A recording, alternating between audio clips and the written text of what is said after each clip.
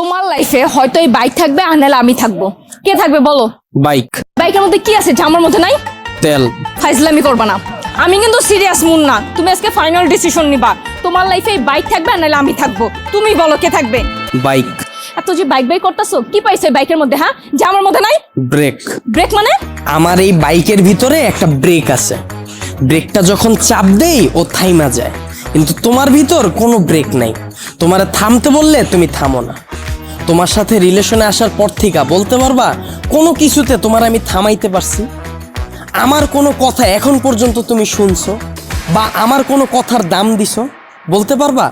কিন্তু ও শুনছে, ওর মধ্যে একটা ব্রেক আছে, ওরে যখন আমি চাপ দেই, ওরে যখন আমি থামতে বলি ও থাইমা যায়, কিন্তু তুমি থামো না।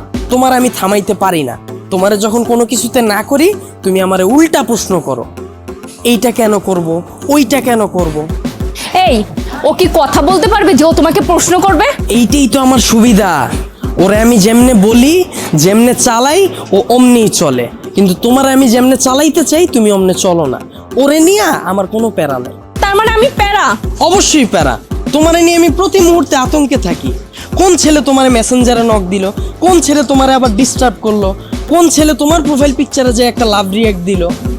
আমি যখন তোমারে বলি বাসা থেকে যখন বের হবা বোরকা পইরা বের হয়ে, তখন তুমি আমারে কি বলো? আমার গরম লাগে।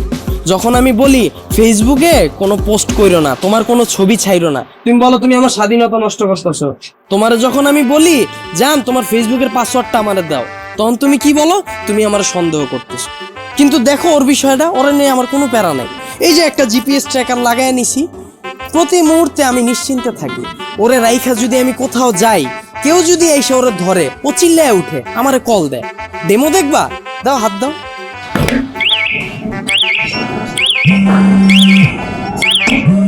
এই যে কল চলে আসছে। আবার তুমি দেখো, যদি আমার কোনো ফ্রেন্ড বা আমার কোনো কাজিন আমার এই বাইকটা নিতে চায়, আমি নিশ্চিন্তে দিয়ে দিই। কারণ কি বলতো, আমার এই জিপিএস ট্র্যাকারের ভিতর লোকেশন সেট করা যায়, ও কতটুকু এরিয়ার মধ্যে থাকবে।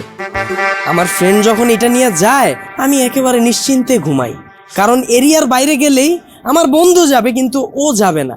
ও অতটা লয়াল, একটু চিন্তা করো। কিন্তু তোমার দিকটা একবার দেখো, আমি যদি তোমারে রাইখা বিদেশে যাই, সুরঙ্গ ছবির মতো আরফান নিশোর মতো অবস্থা হইব আমার। দেশে এসে কি দেখুম জানো? আমার বন্ধু তোমারে নিয়ে বাইকে গেছে। এখন তুমিই বলো, বাইক রাখলে ভালো হবে না গার্লফ্রেন্ড? এত যে বড় বড় কথা বলতাছো, আমাকে নিয়ে লাস্ট কবে বের হইছো মনে আছে তোমার? তোমারে নিয়ে বের হয়ে আমার কোনো লাভ আছে? তোমারে নিয়ে বের হইলে 8-10টা মেয়ে যদি তাকায় তাও মুখ ফিরিয়ে জায়গা। চিন্তা করে, এটার লগে তো একটা আছেই। কিন্তু যদি আমার এই বাইকটা নিয়ে বের হই, 8-10টা মেয়ের সিরিয়াল লাইগা যায়।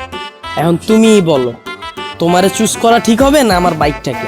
এত যে বাইক বাইক করতেছো না, এই বাইক একদিন তোমার জীবনটা খাইবো। তাও ভালো, ভিতরে কোনো কষ্ট থাকবো না, গেলে গা একবারে যাবো গা। মানে? আবার কও মানে?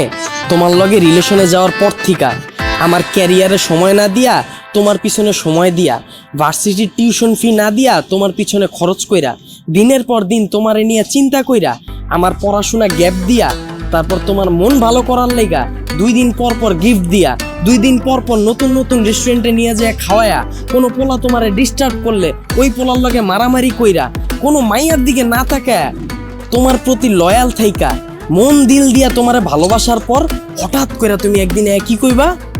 জান আমার বাসা থেকে তো বিয়ে ঠিক করে ফেলছি, আমার এখন আর কিছু করার নেই। আর আমি তোমাকে কোন মুখে নিয়ে যাব বলো? তুমি তো এখন পর্যন্ত ক্যারিয়ারে কিছুই করতে পারো না, অথচ আমার এই ক্যারিয়ারটা বাসি দিলাম তোমার লেগে, তোমার পিছনে সময় দিয়া। তারপর তুমি কি করবা জানো? আমার একটা সুন্দর বুঝ দিবা। জান তুমি আমার থেকেও অনেক সুন্দর মেয়ে পাবা, অনেক ভালো মেয়ে পাবা। এই কথা বইলা সুন্দর করে একটা হাঁটা দিবা, আর পিছন থেকে একটা ব্যাকগ্রাউন্ড মিউজিক বাজবে। আর আমার অবস্থা কি হইব জানো? সারা জীবন এই ভালোবাসার কষ্ট নিয়া সালমান খানের মতো জীবনযাপন করো। আর ওদিকে তুমি বড়লোক জামাই নিয়া ফুটফুটে সুন্দর 2টা বাচ্চা নিয়া ওয়ার্ল্ড ট্যুর দিবা। এখন তুমি আমারে বলো, বাইক ভালো না তুমি? ভালো থাকো জান।